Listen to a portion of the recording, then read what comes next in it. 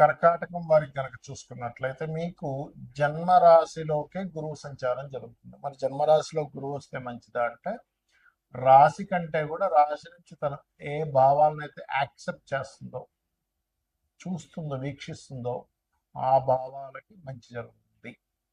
మరి ఈ జూన్ 2వ తేదీ నుంచి ఈ సంవత్సరం పోయిన సంవత్సరం లాగే మనకి గురువు 3 రాశులు మారుతున్నాడు. దీనివల్ల దేశకాల పరిస్థితులు ఎటువంటివి ఉంటాయనేది ఒకటి నేను చెప్తాను.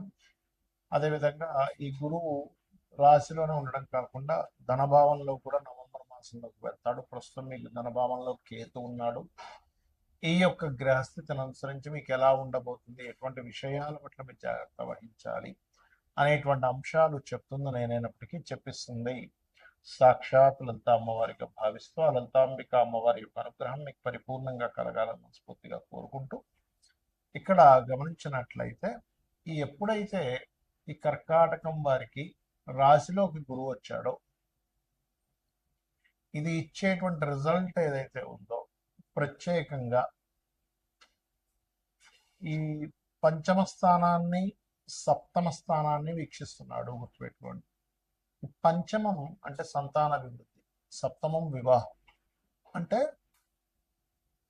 రాశిలో శుభగ్రహం ఉంటూ సప్తపంచమాలను వీక్షిస్తూ భాగ్యభావాన్ని కూడా వీక్షిస్తుంది. కాబట్టి మీకు ఉన్నత విద్యల కోసం, న్యాచురల్గా కర్కాటం అనేది న్యాచురల్ 4th లగ్నం, 4th రాశి అని కూడా అంటూ. కాబట్టి ఉన్నత విద్యల కోసం చేసే ప్రయత్నం, గతంలో పలానా పిహెచ్డి చేద్దాం అనుకున్నాను, లేకపోతే పలానా ఉన్నత సంబంధించిన విద్య చేద్దాం అవ్వలేదు అనుకునేటువంటి వారికి భాగ్యస్థానంలో శని ఉన్నప్పటికీ శని గురువు యొక్క ఎనర్జీస్ని తీసుకుంటూ ఉంటుంది. కాబట్టి ఇక్కడ శని గురువులు పరస్పరము ఎనర్జీస్ ఎక్స్చేంజింగ్ షిప్లో ఉన్నాయి అక్కడ.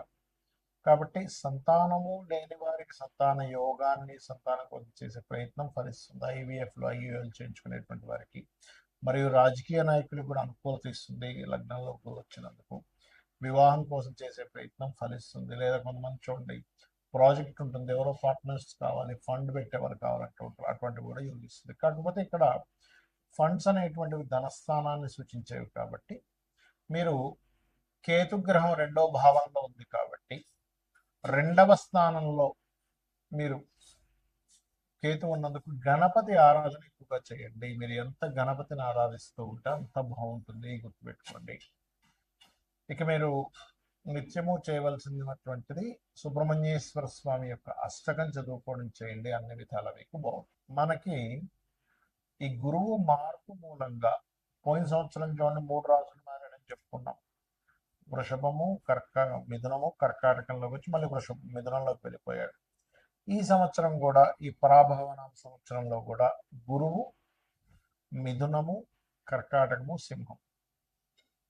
కాబట్టి ఏమిటిది, ఎప్పుడైనా ఇలా మారినప్పుడు ఏమవుతుందంటే మీరు గమనించండి. కావాలంటే రకరకాల రాష్ట్రాల నుంచి ప్రజలు మార్పులు చెందడం, రకరకాల దేశాల నుంచి మైగ్రేట్ అవ్వడం జరుగుతూ ఉంటుంది. Point number 1. రెండవది నష్టము, జీవ నష్టము అని చెప్తారు.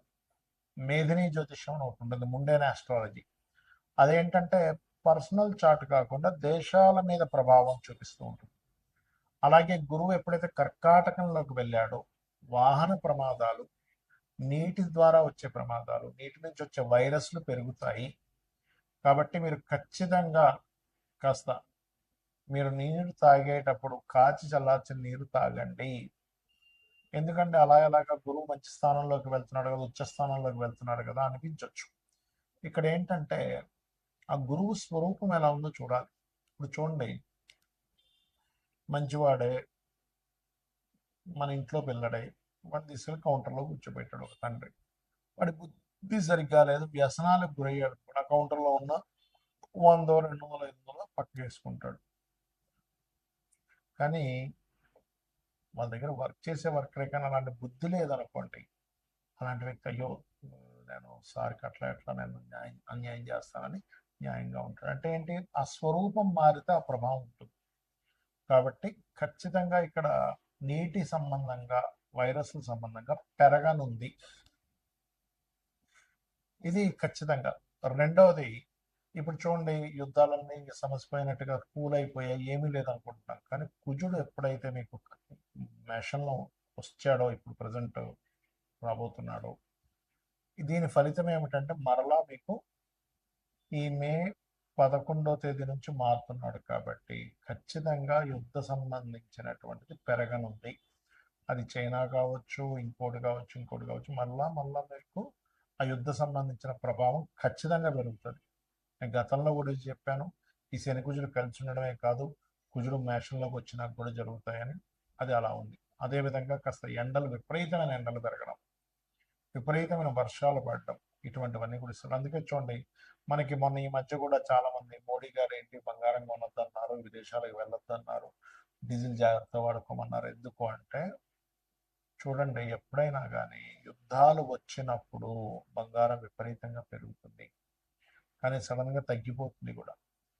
దీనివల్ల ఏమవుతుంది, ఆర్థిక వ్యవస్థ పాడైపోతుంది.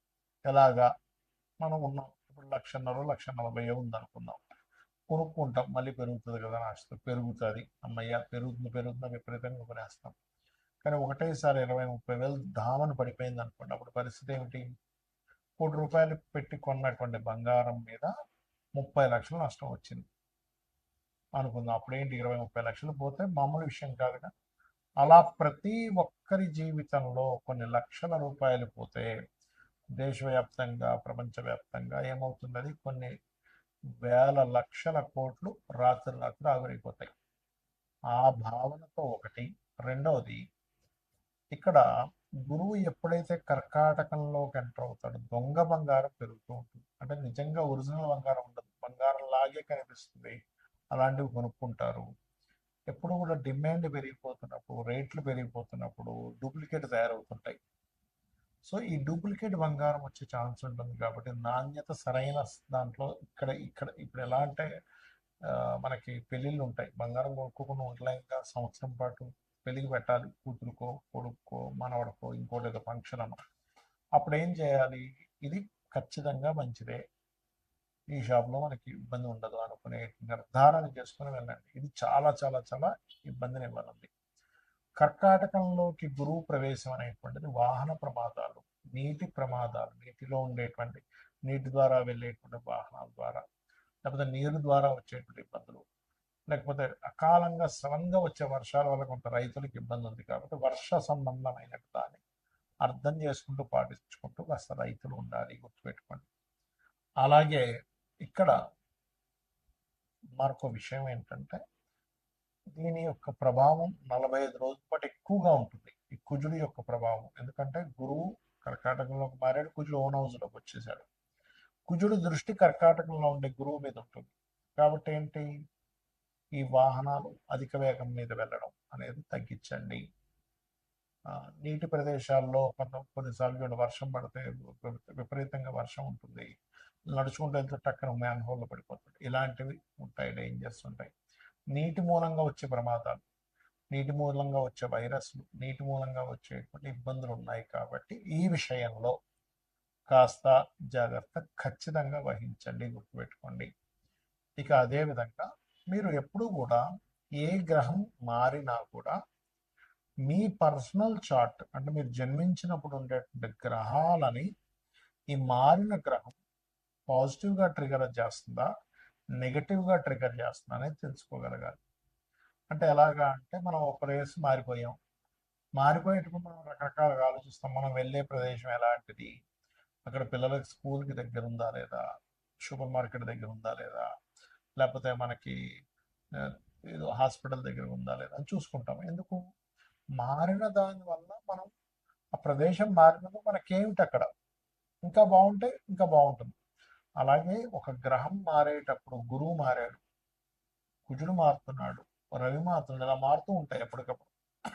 మారేటప్పుడు ఏంటంటే మేజర్ ప్లానెట్ అంటే గురువు, శని, రాహుకేతువులు మేజర్ ఇన్సిడెంట్స్ మన లైఫ్ని టర్న్ చేసేటువంటి ఇన్సిడెంట్స్ ఇచ్చే గ్రహాలు. కాబట్టి వీటి ప్రభావం ఎక్కువగా ఉంటుంది. కాబట్టి మార్పు ఒక్కటే కాకుండా మీ పర్సనల్ చార్ట్లో ఏ మహాదశ నడుస్తుంది, ఏ అంతర్దశ నడుస్తుంది. ఇప్పుడు వైరస్లు, రోగాలు వస్తాయి, మీకు ఎక్కడ రోగభావం లేదనుకోండి, పెద్ద ఎఫెక్ట్ ఉండదు. ఇప్పుడు మొన్న లాస్ట్ ఇయర్ కోవిడ్ వచ్చినప్పుడు, 4 years బ్యాక్ వచ్చినప్పుడు కూడా చూడండి, కొంతమందికి చాలా ఎఫెక్ట్ అయితే కొంతమందికి పెద్ద ఎఫెక్ట్ అవ్వాలి. It's depend on your personal chart ఎలా ఉందనే దాన్ని అర్థం చేసుకుంటూ ముందుకు వెళ్ళాలి. శ్రీమాత్రే